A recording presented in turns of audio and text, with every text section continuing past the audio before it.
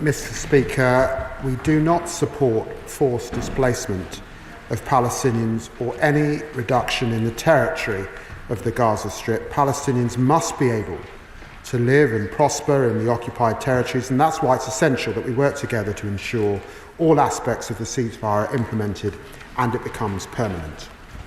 Duncan Jordan. Thank you, Mr. Speaker. It's very sad that the past month has marked a new and horrifying phase in the long history of attempts to ethnically cleanse the Palestinian people from their homeland. President Trump's recent comments calling for Palestinians to be expelled from their homes in Gaza in order for the US to take over the land, along with his failure to rule out Israeli annexation of the West Bank, constitute the most explicit denial of the Palestinian people's rights to self-determination by any US administration to date. Will the Secretary of State therefore condemn President Trump's remarks and set out what action the UK government is taking to prevent further forced displacement of the Palestinian people?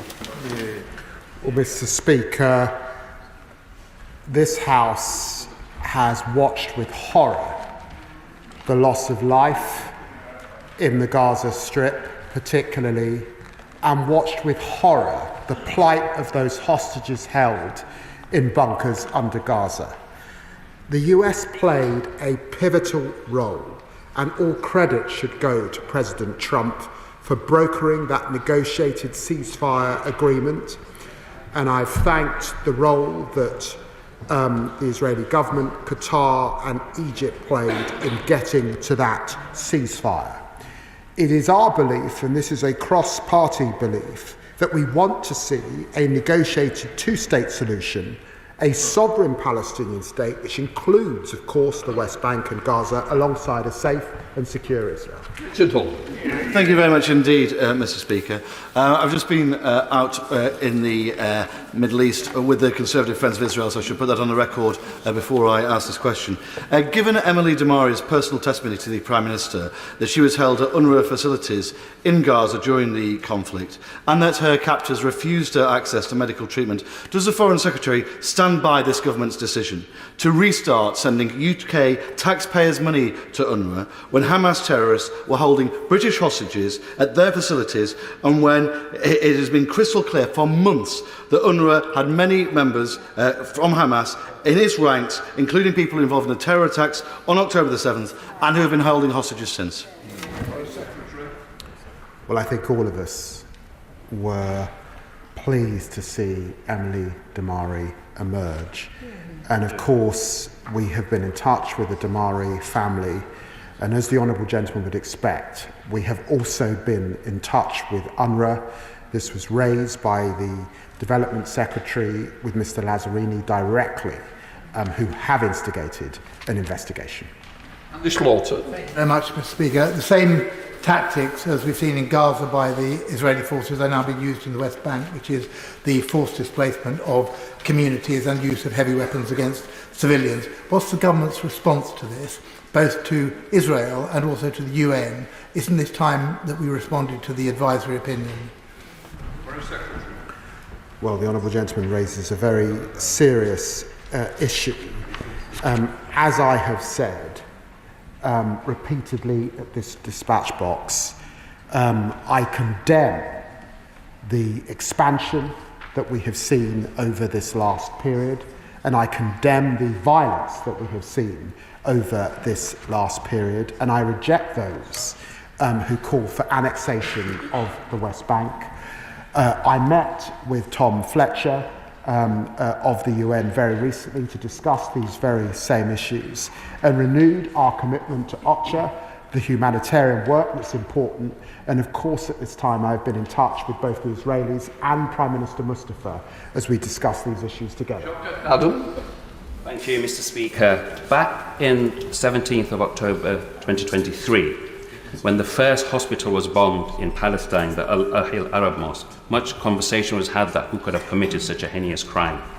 Since then, the Israeli army has destroyed all medical facilities in Gaza, and now we have a president in the United States using gangster-style intimidation to forcibly remove the Palestinian people from their land. Will the minister now, who has repeatedly refused to call out the Israeli government for the war crimes it's committing, refused to ban all arms sales, and refused to acknowledge a genocide is happening, and even to consider economic sanctions because £6.1 billion is a too high price to pay, accept the reality of the situation and accept that Trump and Netanyahu plan proposes ethnic cleansing of the Palestinian people in Gaza? Can I just say to everybody, we're well under time. I just need to get a lot of other members in. Foreign Secretary. We're in the first phase of a ceasefire I want to hold and to go to phase 2. That is the issue I was discussing with Arab leaders last week at the Munich Security Conference, the Quint group that are working with President Trump to get to that third phase and the governance issues that will be so important with the Palestinian Authority involved in Gaza. Shadow Foreign Secretary, Patel. My thoughts continue to be with the hostages held in Gaza and the appalling suffering they and their families are facing. The world has seen the brutality inflicted by the Iranian-sponsored terrorist Hamas, who are a major obstacle to bringing about a sustainable and just peace in the Middle East. Now, the Foreign Secretary has previously agreed there cannot be any future whatsoever for Hamas controlling Gaza. So can he provide an update on the actions that he has undertaken to put an end to Hamas control, to ensure that we get to the third phase of the ceasefire, and to whether or not he'll be discussing this particular issue when he goes to America with the Prime Minister and meets the President of the United States? Well, I'm very grateful to the Right Honourable Lady, and I can confirm that I discussed this issue with Ron Dermer last week from the Israeli government. I discussed this issue with Arab leaders, the Quint, so-called Quint, the week before. In the end, we cannot have a Gaza run by Hamas. All roads lead back to Hamas. And I might say, I think the world has looked with horror at the scenes of armed men wearing bandanas, seeming to glorify murder and hostages that have been held. And of course, we will act with international colleagues to make sure that Hamas has no role to play in the future of Gaza. All Davis. Question number 2, Mr. Speaker. Minister. Thank you, Mr. Speaker. Investments in the Global Fund, UNITAID, UNAIDS, the WHO and others have helped to cut new HIV infections by 60% since 1995 and AIDS-related deaths by 69% since 2004. I was pleased to meet HIV-positive activists in Parliament recently and to be videoed while undertaking a quick and easy HIV test. Together, we can eradicate HIV/AIDS. Thank you. All Davis. Thank you, Mr. Speaker. The Minister is aware that PEPFAR is the largest and most successful global health programme and has saved 25 million lives. It's been advised that freezing PEPFAR will result in 228,000 fewer HIV tests being carried out daily. UNAIDS predicts 6.3 million AIDS-related deaths will occur if PEPFAR lacks funding for the next 5 years. Can the Minister ensure that the Foreign Office includes HIV in all international discussions, especially at the G7 in Canada this year? Thank you, Mr. Speaker. Tests and treatment are absolutely critical, and I'm pleased that the Prime Minister recently announced that together with South Africa, the UK will co-host the 8th replenishment of the Global Fund to fight AIDS, tuberculosis and malaria. The Global Fund is the leading financier of the global fight against HIV/AIDS, and we will work with Canada to draw attention to the importance of the Global Fund replenishment at the G7. Thank you. Thank you, Mr. Speaker. I wanted to ask specifically what details in terms of financing will be given to the Global Fund coming up. And more importantly, there's been a rumour just now that official development assistance is going to be cut from 0.5 to 0.2% to cover for increase in defence spending. Can the Minister confirm if this is the case? Thank you, Mr. Speaker. Well, I believe the Honourable Gentleman is absolutely right to raise the importance of funding for global health. Of course, this is not just important for those directly impacted, it's important for us here in our country because we know that diseases do not respect borders. I set out a few moments ago, Mr. Speaker, the fact that we are committed, the Prime Minister is committed to that Global Fund replenishment, and rightly so. Thank you. Lord Hatton. Question number 3, please, Mr. Speaker. Foreign Secretary. The overseas territories, including the British Virgin Islands, work to uphold international standards on tax transparency, illicit finance and enforce UK sanctions. The overseas territories agreed to implement corporate registers accessible to at least those with legitimate interests by June 2025. We're aware of BVI's public consultation on its register, and we're working with them to improve their proposal. Lord Hatton. Thank you, Mr. Speaker. The BVI, as was said, will soon close the consultation on their proposal to grant only limited access to a register of beneficial ownership. This proposal means that it would be virtually impossible for even a select few to trace those using the BVI as a place to secretly stash their cash. And this all comes some 5 years after the first deadline to set up a register was missed.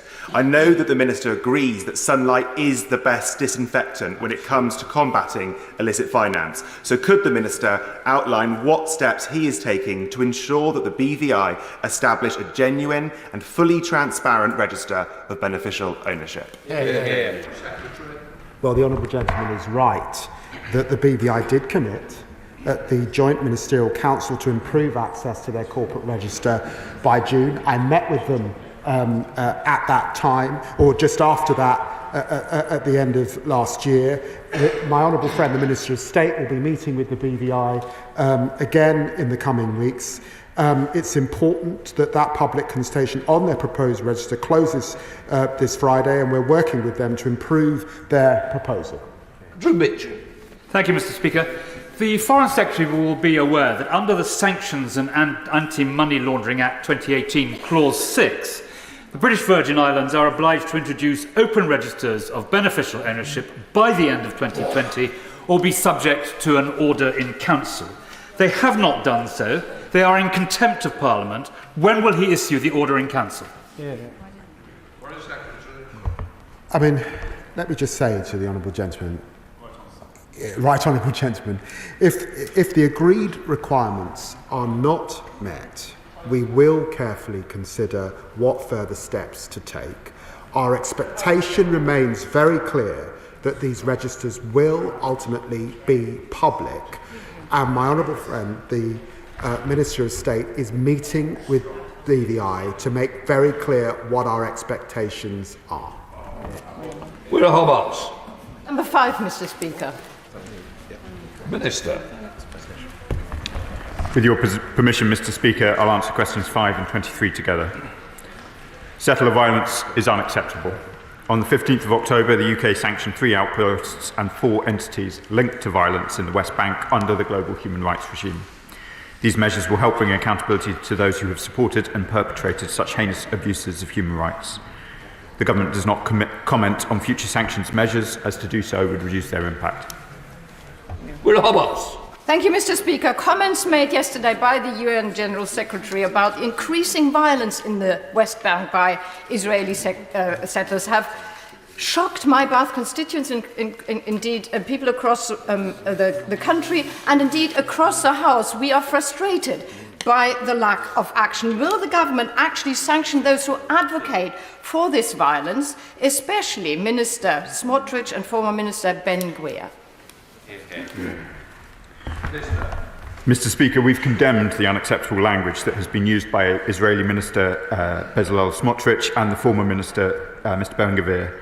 The Foreign Secretary and all of the ministers have been clear with their Israeli counterparts that the Israeli government must clamp down on settler violence, as the Foreign Secretary said earlier, and end the settlement expansion.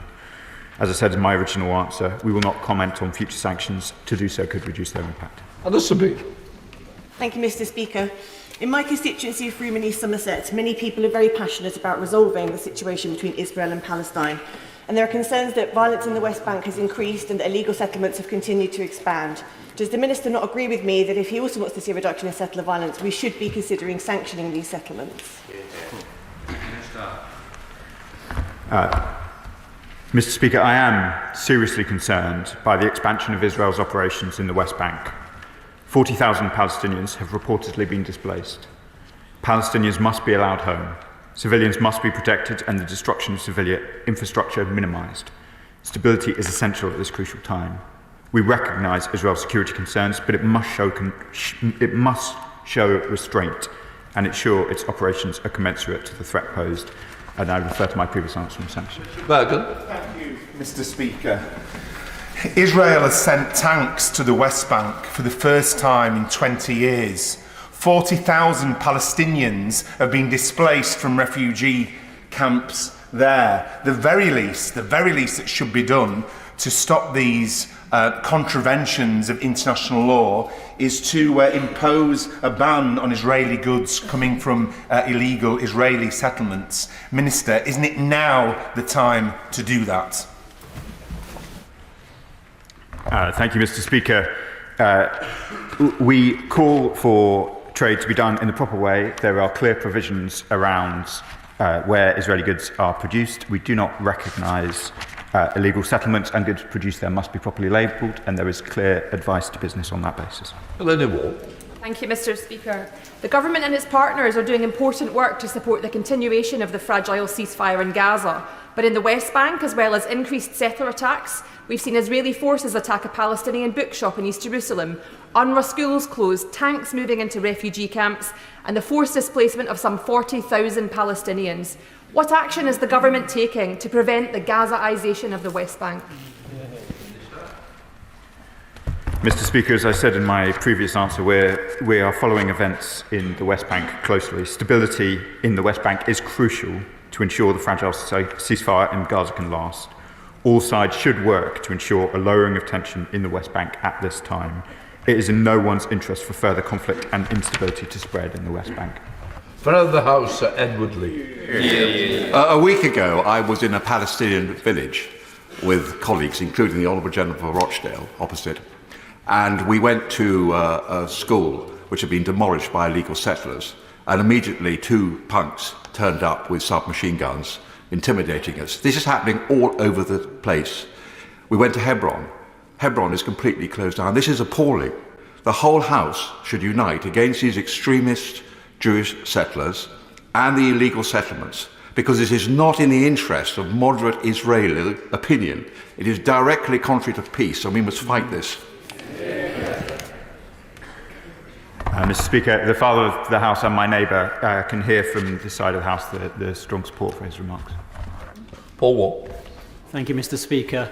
As the Father of the House just referenced, I was in Israel and the West Bank last week, and there were two things became instantly clear. One was widespread revulsion at the Hamas sickening desecration of the bodies of Israeli hostages, but also widespread fear amongst Palestinians, particularly in the Palestinians in the rural areas that we met, who have first-hand experience of their children having stones thrown at them by settlers, their neighbours having their cars torched, and their own windscreens being smashed every night. So can the government reassure us that these extremist settlers are going to be dealt with really, really thoroughly in any foreign policy that we have? Thank you, Mr. Speaker. I join with my honourable friend in some of the horrific scenes that have come out of Israel and the occupied Palestinian territories in recent weeks, and I restate our opposition to a further expansion of extremist settler violence and indeed illegal settlements. Gagan Mahindra. Question number 6, Mr. Speaker. Minister.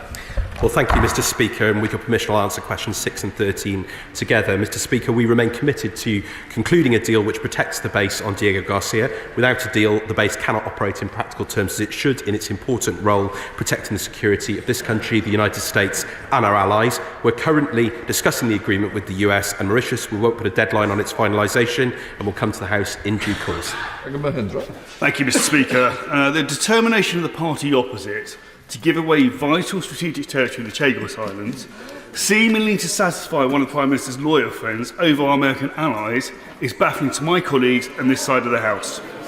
Does the Foreign Secretary agree with me that it's far more important that we maintain our special relationship with the US and the new Trump administration than paying billions of pounds in the face of self-inflicted, worsening economic situation here domestically to give the Chinese government access to this vital region? Well, Mr. Speaker, there are so many things in his question I disagree with. I don't know quite where to start. But what I will say, we are not giving away the base on Diego Garcia. This secures the base on Diego Garcia. And if there was not a problem with its operation and its future, why did his government start negotiations on it? Lee Anderson. Thank you, Mr. Speaker. The Minister will be aware that the Chinese have a smart city situated in Mauritius. So what safeguards are there in this deal to prevent Chinese installations on Diego Garcia, which could compromise the safety of our Western naval security? Well, thank you, Mr. Speaker. Thank you, the right honourable gentleman, for his question. We are absolutely clear that we will retain full control over Diego Garcia with robust provisions to keep adversaries out, including unrestricted access to and use of the base for the UK and the US, a buffer zone around Diego Garcia, a comprehensive mechanism to ensure no activity in the outer islands threatens base operations, and a ban on the presence of any foreign security forces. So I can absolutely assure him that the provisions are in place to defend the security of that critical base. Shadow Foreign Secretary David Lammy. Thank you. The Foreign Secretary has proudly said that his Chagos surrender plan was a good deal and told the Foreign Affairs Committee in November that it was a very good deal, and he was confident that the Mauritians are still sure about that, and that was back in November. 3 weeks ago, the Prime Minister of Mauritius told his National Assembly that since his election, he concluded the deal was so bad, we said no way, and that he had extracted more concessions from the UK on the length of the lease, extension on sovereignty and, Mr. Speaker, the costs. So can the Minister confirm that changes have been made since that announcement of the deal on the 3rd of October last year? And does he disagree with the account given by the Prime Minister of Mauritius? Mr. Speaker, the fundamentals of the deal remain the same and the overall quantum remains unchanged. Rebecca Smith. Thank you, Mr. Speaker. Question number 7, please. Minister. Thank you, Mr. Speaker. We condemn the Taliban's appalling treatment of women and girls in Afghanistan. The Taliban must reverse their barbaric decrees, and we keep working hard with international partners to maintain collective pressure. Rebecca Smith.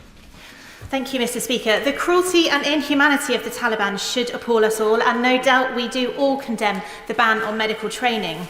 The UK has provided significant levels of aid to Afghanistan to support the health of women and babies. But with the Taliban now undermining women's health as well as their rights, what will happen to these aid programmes and funds, and what actions can be taken by us to put pressure on the Taliban to reverse their decision? Thank you, Mr. Speaker. And she's absolutely right that the Taliban have been undermining so much of women's lives and that of girls as well in Afghanistan. We are determined to support girls in Afghanistan. That includes when it comes to education. I've directly discussed this with the Aga Khan Foundation to ensure that that support is getting directly to girls. But we also need to push hard politically as well. And I was very pleased, Mr. Speaker, to be able to announce that the UK is politically supporting the initiative to refer Afghanistan to the International Court of Justice for violations of CEDAW. Thank you. Shadow Minister Wendy Moore. Thank you, Mr. Speaker. The treatment of women and girls by the Taliban is disgusting, and pressure must be exerted in response. The Minister will know there are concerns about the future protections of rights for women and girls and other minorities in Syria too, given the ideology of HGS. Ministers have issued a statement on the future of the UK sanctions on Syria. So can she provide details on the measures that need to be put in place in Syria as well to protect these rights, and whether issues such as this will be tied to future decisions on sanctions? Thank you, Mr. Speaker. I'm very grateful to the Right Honourable Lady for her question and indeed her passion around these issues of the protection of women and girls. Those issues around the protection of women and girls and indeed religious and ethnic minorities have been at the core of the UK's engagement with the Syrian authorities. They were at the core of the interventions that I made at the conference on Syria in Paris that I attended just a few days ago, and they are also, of course, very important when it comes to the changes around sanctions that my right honourable friend set out. Thank you. Freddie Van Breelden. Question number 8, Mr. Speaker. Minister. Mr. Speaker, I thank the honourable gentleman for his question. The Prime Minister, Foreign Secretary, myself and the Minister of the Cabinet Office are engaging extensively with European counterparts. This includes the Prime Minister's first attendance at a European Council since Brexit. We are working closely with European allies, calling for increased defence spending and support for Ukraine, and the deeper engagement has already delivered results on growth and security, including a landmark defence and migration agreement with Germany. Freddie Van Breelden. Thank you, Mr. Speaker. The Thames Valley is one of the most important economic zones of this country. At a recent meeting I held with the business leaders of the Thames Valley Chamber of Commerce, the overwhelming message was that Brexit has been a disaster for business and Boris Johnson and the Tories did them dirty. Will the Minister commit to correcting that wrong and start negotiations to join a customs union with the European Union? Well, Mr. Speaker, we've been very clear that we do not seek to rejoin the customs union, but I will be clear that our cooperation is already delivering results, particularly in relation to growth and business. We recently secured a £250 million cheque investment in Rolls-Royce small modular nuclear reactors, a further £600 million investment by Polish firm Inpost into their UK operations, and we've also signed deals on migration, as I said, with Serbia, Kosovo, Slovenia and Slovakia. Fred Thomas. Thank you, Mr. Speaker. Ceasefire talks between Russia and Ukraine are underway, whatever your opinion of them is. But the eager eye of Putin may now look to other former Soviet countries like the Baltic states. I was in Estonia a couple of weeks ago. The distance between the Russian border and the Russian-held Kaliningrad territory is just 300 miles. For context, that's roughly what I travel every week to Plymouth from here. So what steps is the government taking to deter the Russians from looking at that possible future military action there? Well, as I said, Mr. Speaker, security is absolutely at the heart of our engagement with European counterparts, and the UK's commitment to the Baltic states' security is ironclad. We're helping to uphold the region's security through our NATO forward land forces deployment in Estonia. The Prime Minister met Jeff leaders in Tallinn in December to discuss closer cooperation in response not only to conventional threats and Russian aggression, but also hybrid threats, and of course our work together on Ukraine. And I've visited that border myself. I've met our enhanced forward presence troops there. They're doing an absolutely excellent job, and it is crucial that we stand with our Baltic neighbours and all of Europe in our collective security. Wendy Morton, Shadow Minister. Mr. Speaker, the UK can be proud of the leadership shown in supporting Ukraine and rallying our international partners around this cause. I'd like to ask the Minister if he can tell us what work he's leading with European allies on unfreezing sanctioned assets to equip Ukraine, and what his timeframe is for releasing critical sanctioned funds to strengthen Europe's defence of our values, security and defence. Well, I thank the Honourable Lady for her question. She knows the important work we've already done working with European partners to secure that extraordinary revenue acceleration loan, and that will make a tangible difference to Ukraine. We continue to work with European partners on sanctions, and of course we're considering all lawful options forward. We've had important discussions in the Weimar Group and through the G7, and we'll continue to look at all options to support Ukraine with European counterparts. Liberal Democrat spokesperson Colin Miller. Mr. Speaker, it was shocking yesterday to see the United States vote with the despots of North Korea, Belarus and Russia against a UN resolution proposed by the UK and other European democracies. Liberal Democrats want to see the UK lead in Europe against Putin's war on Ukraine. So we were pleased to hear the Foreign Secretary yesterday say that he was taking forward our Liberal Democrat proposal that the £40 billion of frozen Russian assets held in European central banks should be seized and given to Ukraine.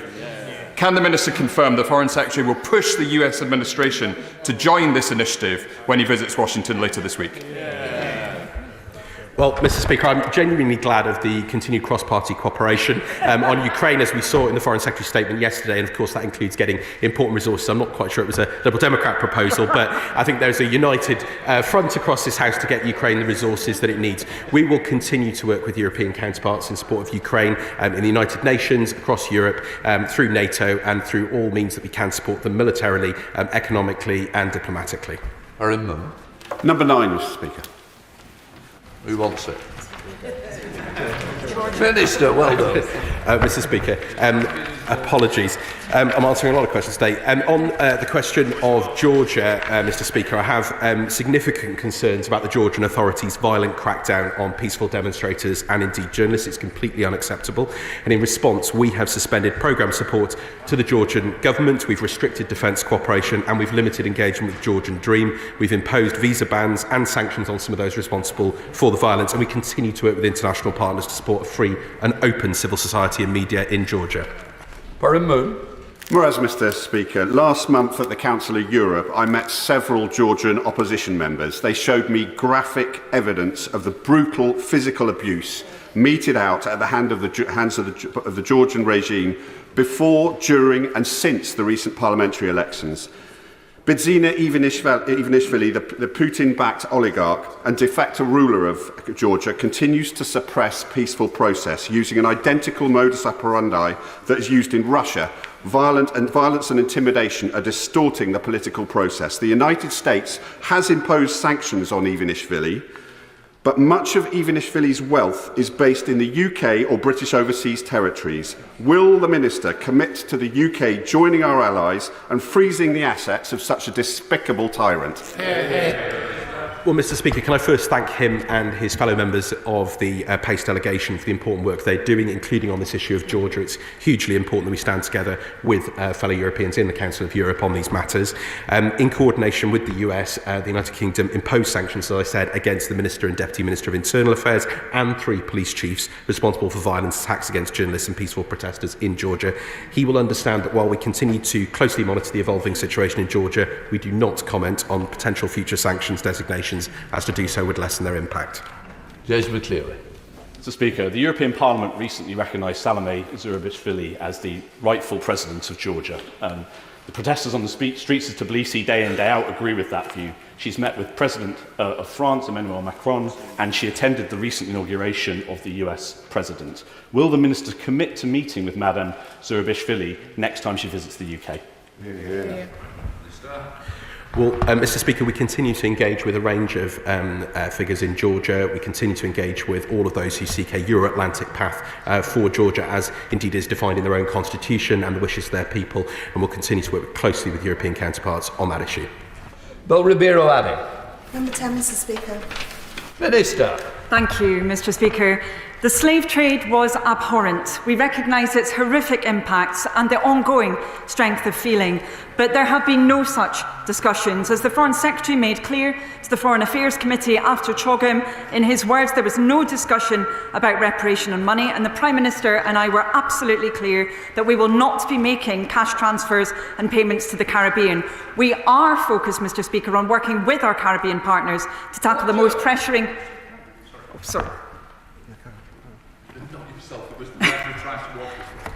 No problem, Mr. Speaker. As I was saying, we are focused on working with our Caribbean partners to tackle the most pressuring challenges of today and the future, including security, growth and climate change. Bill Ribeiro Addy. Thank you, Mr. Speaker. Last week saw the 38th Ordinary Session of the African Union Assembly of Heads of State and Government, the topic of which was justice for Africans and people of African descent through reparations. Caribbean heads of state were also present, and we know that CARICOM have long engaged in discussions on reparative justice. Whether we participate in these discussions or not, they will continue to happen. Does the Minister accept that the world and its power structures are changing, and in our turbulent post-Brexit reality, we need allies and friends, but we won't even say that we are sorry, and we'll be foolish to think that we are not deeply resented for this? Is it not better for the UK to engage in these discussions to ensure that we actually play a constructive role in addressing the enduring legacies of slavery and colonialism? Minister. Thank you, Mr. Speaker. We recognise that this is an issue of enduring concern to many. We do listen to views from our Caribbean partners on the full range of bilateral issues, but our policy on reparations is clear. We do not pay them. We are determined to work together for the future. Objective. Thank you, Mr. Speaker. Quick question. To what extent does the government support CARICOM's 10-point plan for reparatory justice? As I just stated, Mr. Speaker, our policy on reparations is clear. We do not pay them. Thank you. Rachel Maskell. Thank you, Mr. Speaker. Question 11. Foreign Secretary. Ending the conflict in Sudan is a personal priority for me, Mr. Speaker. I recently visited the Ardre border with the Chadian Foreign Minister to increase international attention on Sudan and meet with Sudanese civilians who are bearing the brunt of this crisis. I'm very happy to announce that I will be convening foreign ministers in London in April around the second anniversary of the outbreak of the civil war in Sudan to foster international consensus on a path to ending the conflict. Rachel Maskell.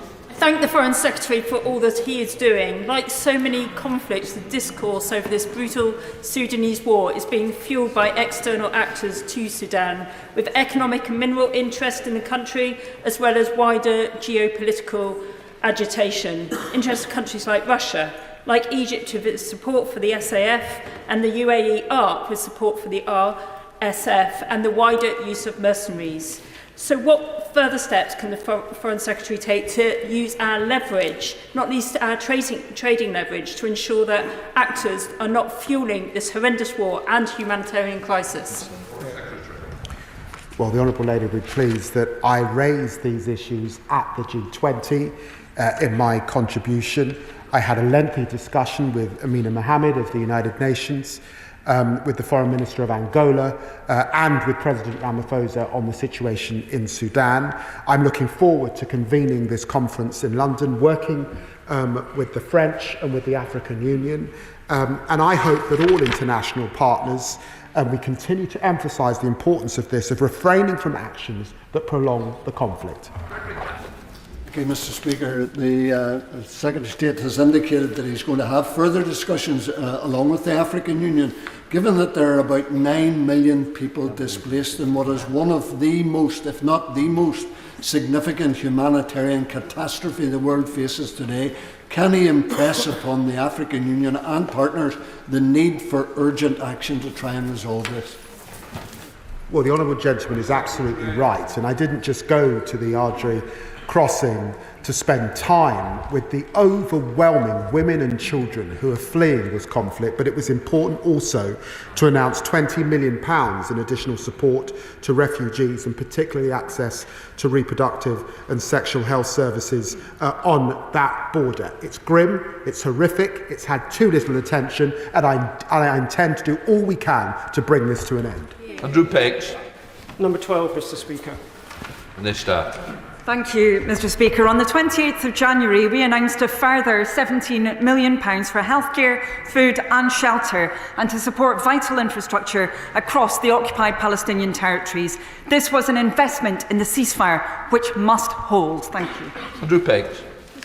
Thank you, Mr. Speaker. It is utterly heartbreaking seeing the desecration of hostages' bodies, but also seeing men, women and children return to Gaza to try and rebuild their lives amongst the rubble. So can I welcome the government's efforts on humanitarian aid in this fragile ceasefire, a ceasefire that risks becoming even more fragile with tanks rolling into the West Bank.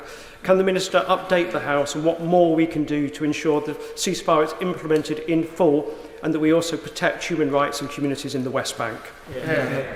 Thank you, Mr. Speaker, and I know that many across the House will share his revulsion and concern at those scenes. We are committed to working with Israel, the Palestinian Authority, the US and regional partners to build confidence in the ceasefire, support conditions for a permanent and sustainable peace, including Palestinian reconstruction as well. To support immediate needs, Mr. Speaker, £2 million of the recently announced funding has been committed to critical water and energy infrastructure projects. Thank you. John Thank you, Mr. Speaker. I've read the House to my register of interest. I recently visited Israel as part of a delegation from this place and met politicians from across the political spectrum. Some support the current Israeli government's approach, others do not. But what unites them is criticism of the UK government's continued support of UNRWA. Will the government please reconsider support of UNRWA? Thank you, Mr. Speaker. I'm grateful to the honourable member for his question. I have also had those discussions both in Tel Aviv and elsewhere. And I do recognise that there was, of course, particularly concern around the events that led to the production of the Colonna report, really disturbing allegations of involvement of UNRWA staff. As was mentioned previously, there are also concerns around reports that Emily Damari may have been placed within an UNRWA camp. We have taken this up with UNRWA. We indeed have supported them around their reform agenda. They have delivered change, and they are the only organisation that can deliver the humanitarian support that is desperately needed right now for millions of Palestinians. Thank you. Ketos. Question number 14. Minister. Sudan. Thank you, Mr. Speaker. We remain desperately concerned about the humanitarian situation in Sudan. My right honourable friend, the Foreign Secretary, set out the measures that have been taken by the UK to seek to ameliorate that appalling disaster, which has included a doubling of aid to Sudan. I think the book, Minister, the grouped. My apologies, Mr. Speaker. I'm taking the group 14, 16 and 21. Thank you, Mr. Speaker. Thank you, Mr. Speaker, and I thank the Minister for her response. In recent days, Sudanese army forces have advanced into El Abed, the capital of North Kordofan state, ending a 2-year siege by the Rapid Support Forces. This has caused serious food shortages within North Kordofan, being deemed to be suffering conditions under the Integrated Food Security Phase classification. Please, could the Minister confirm what the government is doing to ensure aid is fast-tracked into the city? Minister. Thank you, Mr. Speaker. I'm grateful to my honourable friend for raising this because the situation she describes is intolerable. I was very grateful to international counterparts who attended a discussion on these subjects that we took part in the Munich Security Conference. She talked about the famine designation. We regret the fact that the SAF has now indicated it will not cooperate with assessment of famine, but of course we've seen both the RSF and the SAF restricting aid, using it as a weapon of war. That must end. Valera Wilson. Thank you very much, Mr. Speaker. The Genocide 8020 campaign group at Hampton School in my constituency recently met with members of the Darfur diaspora who fled the atrocities in Sudan. They would like to know what the UK government is doing to help those targeted simply for who they are. So, Mr. Speaker, with a staggering 16 million children desperately needing food, shelter, healthcare and education, could I ask the Minister for assurances that we won't see any cuts to UK aid to the region, and what assessment she has made of the impact of the Trump administration's cuts to US aid? Thank you, Mr. Speaker. She's right to raise some of the disturbing accounts of atrocities that we have heard, and she will be pleased to know that the UK led efforts to renew the UN Human Rights Council fact-finding mission mandate in October of last year. I was very pleased to see additional African countries coming on board with that. We have doubled our aid to Sudan, Mr. Speaker, so that commitment is not in doubt. Thank you. Abdul Khan. Thank you, Mr. Speaker. I welcome the government's pushing ceasefire in Sudan and doubling aid. Sudan's civil war, now in its third year, has triggered one of the worst humanitarian crises of the decade, with 5.1 million internally displaced and 1.3 million seeking refugees since April 2023, and famine now looming. Given this, can the Minister outline what urgent steps the government is taking with their international counterparts to help de-escalate the conflict in Sudan? Thank you, Mr. Speaker. Ending the conflict in Sudan and the appalling consequences of it is a UK priority. Both the Foreign Secretary and I have visited the region, including Chad and South Sudan. We have increased aid. We have been determined to increase international attention. That includes the April conference that the Foreign Secretary referred to, but also the fact that I convened development ministers from a number of countries a few days ago with the Emergency Relief Coordinator to try and pile on the pressure. Seamus Logan. Mr. Speaker, the last time the Minister was in front of the House talking about Sudan, she told us that it was important to have trust in the international system. Given that the RSF, accused of ethnic cleansing and genocide, and so far acting with complete impunity, have just pledged to form a rival government, what is the UK government doing to garner this trust in the international system and to hold them to account? Thank you, Mr. Speaker. I regret that we see both parties to the conflict behaving in a manner that is having a truly catastrophic impact on civilians. We see famine, we see appalling levels of conflict-related sexual violence, and the international community must step up. That is indeed why the Foreign Secretary is seeking to convene leaders around this in April. It's why I've pulled together development ministers on this. It's why we've repeatedly raised these issues at the UN as well. Question 15, Mr. Speaker. Minister. Thank you very much, Mr. Speaker. The UK government is committed to human rights in Sri Lanka and is leading international efforts to promote accountability in human rights, including at the UN Human Rights Council. And at a visit last month to Sri Lanka, I raised these issues with ministers of the new government in Colombo.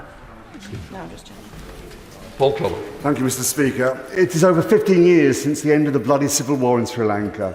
Those responsible for the many war crimes committed during that conflict, including targeting of civilians and sexual violence, have still not been held accountable. In opposition, the Foreign Secretary called out on the government to follow the example of our allies, including the US and Canada, in imposing sanctions against individuals suspected of committing those appalling acts. Now he's in government, would he commit to finally doing so?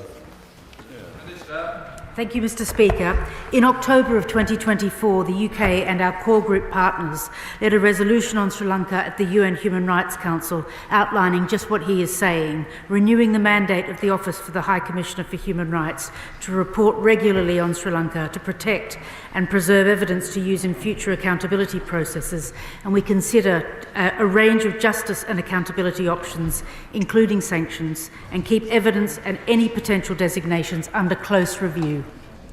Right, we come to topicals. Alison Bennett. Question 1, Mr. Speaker. Foreign Secretary. As I set out in the House yesterday, securing a lasting peace that safeguards Ukraine's sovereignty for the long term is essential. To achieve this, Europe and the United States must provide the support Ukraine needs to stay strong. Ukraine must be at the heart of any talks. The UK is playing a leading role on assistance to Ukraine, on pressure on Russia, and on keeping our allies united. Alison Bennett.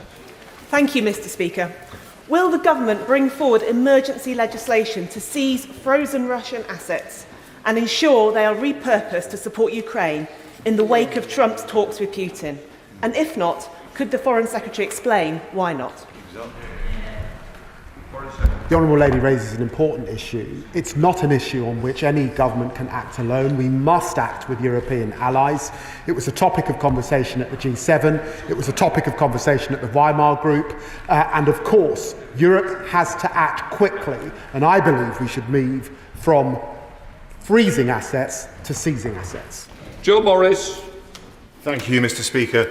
The Gaza ceasefire deal remains fragile, and as we enter the final week of the ceasefire's first phase, it's crucial that both the Israeli and Palestinian governments continue to uphold the agreement and reunite families with dignity. Can the Minister assure me that this government will continue to support the ceasefire deal into its remaining stages and work with international partners such as Jordan and Egypt to secure a lasting peace?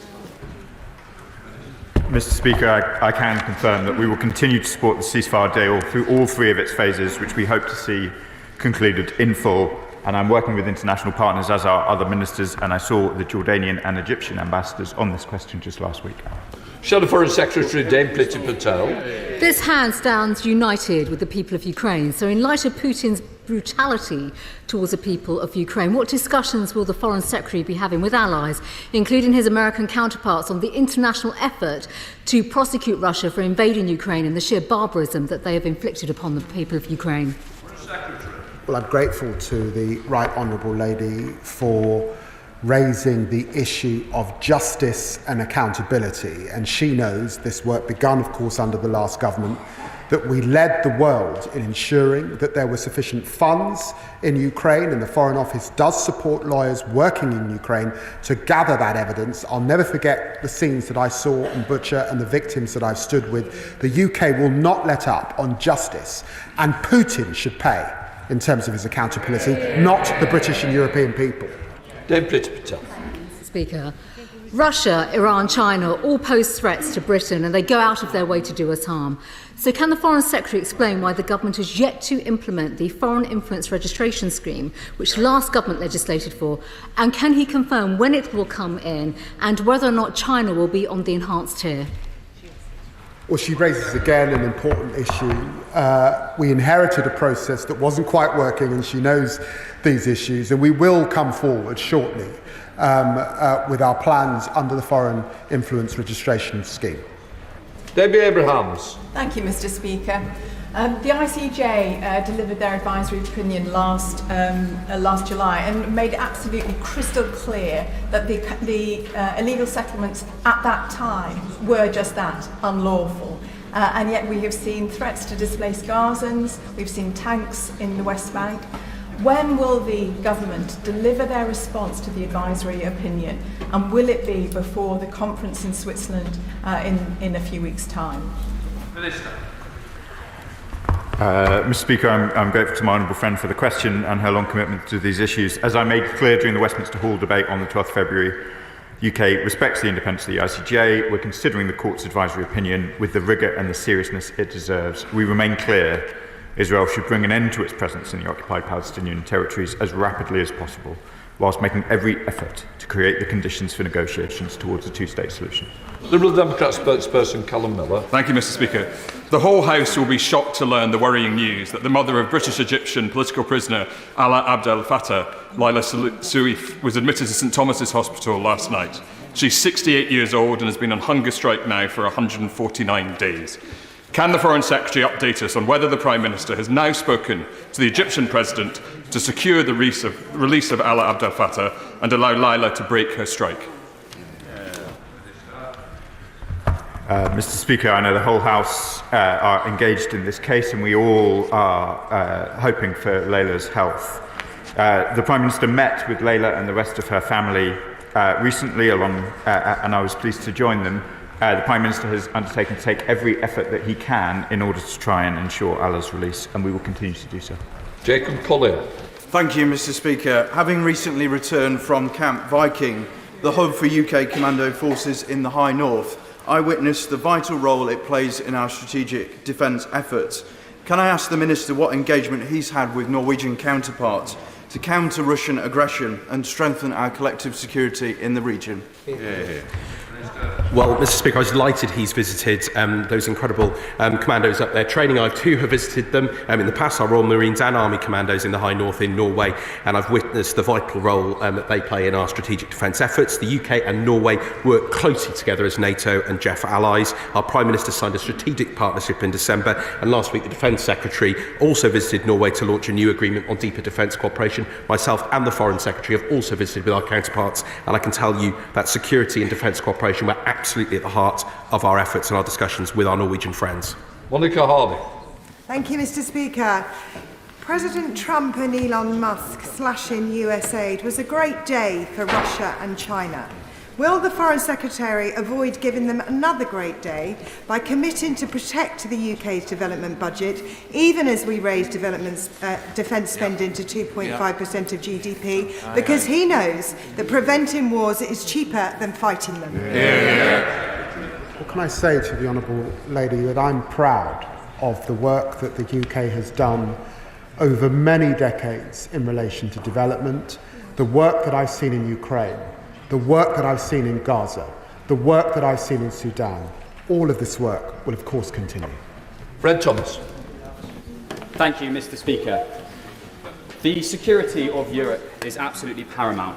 Can the Secretary of State tell us what new steps he's taking to deter Russia from further invading European borders, given that we are now in a new situation with negotiations undergoing? Well, I'm very grateful to the honourable gentleman. I was very pleased yesterday to announce one of the biggest sanction packages that this country has ever seen, to bear down further on Russia's shadow fleet. And I remind the honourable gentleman that interest rates are running at 21%, that inflation is running at 9%. We're doing a lot to take money off the table of Putin to fund his war machine. Robin Swan. Thank you very much, Mr. Speaker. In January, the Foreign Office Minister said they would challenge the Northern Ireland Executive to be more robust in its reporting of international affairs and meetings. At the start of this month, the First and Deputy First Minister met again with the Chinese Consul, but still no details of that meeting has been reported or shared, nor previous meetings. Has that challenge been made, and what was the response? We regularly engage with Northern Ireland on all matters of foreign policy, and specifically in relation to the matter of Chinese consular issue. It's not really for ministers to discuss at the dispatch box. Joe Powell. Mr. Speaker, can I warmly welcome the massive sanctions package announced yesterday by the government. But does the Foreign Secretary agree with me that China should be taking a significantly more proactive role in preventing its companies from supplying Russia's military? Mr. Speaker. Mr. Speaker, can I thank my honourable friend for his praise and support for the action we took as the Foreign Secretary said. This is one of the largest package that we've done since the start of Russia's illegal and barbarous invasion. We are absolutely clear on the principle alongside our G7 allies that Russia must pay for the damage it is causing to Ukraine. And we, of course, look at third country routes in which support is being given to Russia's illegal actions in Ukraine. And we're taking a number of steps on that in that regard, including with companies in China. That was part of the package yesterday. Dr. Pinkerton.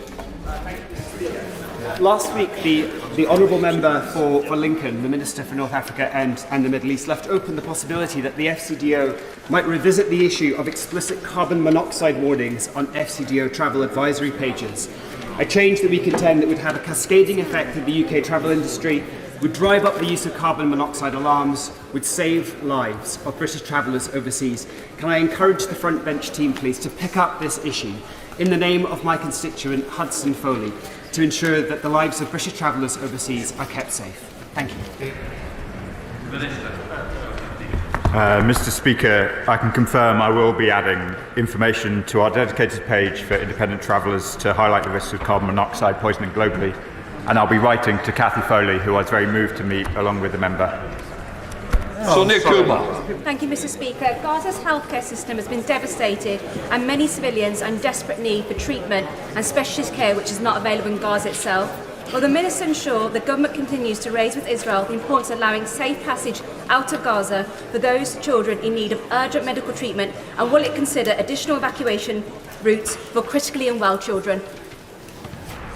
I'm very grateful to my honourable friend for that important question. We've been working closely with Egypt, which of course has sought to support many of those requiring medical assistance. We continue to look very carefully at this issue, including across government. But of course, Gazans really need that healthcare support in Gaza, and we have been supporting that as the UK government. James Cleverly. Thank you, Mr. Speaker. As I'm sure the Treasury bench will know, soft power and diplomacy are most effective when they're backed up by hard power. So when will the government commit to spending 3% of GDP on defence to make sure we have a real voice at the international table? When we encourage European countries to increase their defence spending. I've got to say to the honourable gentleman, why didn't you decide to do that? You've left this to this government to get back to 2.5%, which we last had as a Labour government. I say to the honourable gentleman, he should have done this. We're going to do it. Johnny Salazar. I look forward to seeing relations between the UK and Iraq blossom in the years to come under this Labour government. Could the Minister share with me the recent conversations he's had with Iraqi counterparts on reducing barriers to trade, such as diverging trade regimes? Mr. Speaker, I was very pleased to meet the Iraqi Foreign Minister, Dr. Fuad Hussein, during the official visit of his Prime Minister, al-Sudani, to the UK from the 14th to the 16th of January. During that visit, our two Prime Ministers signed the landmark Partnership and Cooperation Agreement, a wide-ranging treaty on trade and strategic cooperation, announcing a trade package worth up to £12.3 billion. Right, we're now changing over the end of questions.